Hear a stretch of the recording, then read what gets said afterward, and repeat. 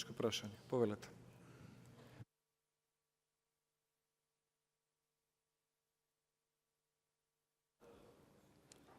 Ви благодарам, почитуван премиер, за одговорот. Јасен и концизен.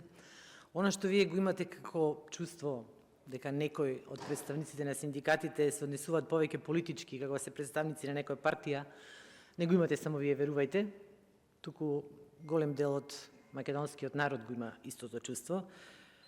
И по податоците кои што јас ги кажав за потрошувачката кошница, се намалуваат, сумата се намалува за храна, а ставиле зголемување на одредени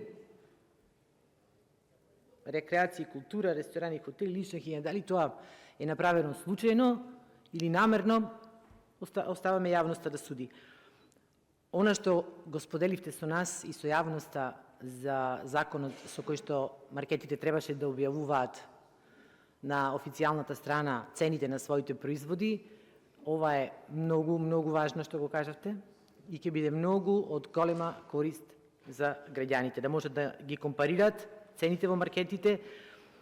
И еве имаме многу предизвици како влада, но постепено ќе се бориме со сите предизвици. Картелско здружување на маркети, просто неверојатна работа, меѓутоа еве, тоа е дел од нашето живење во Македонија. Благодарам.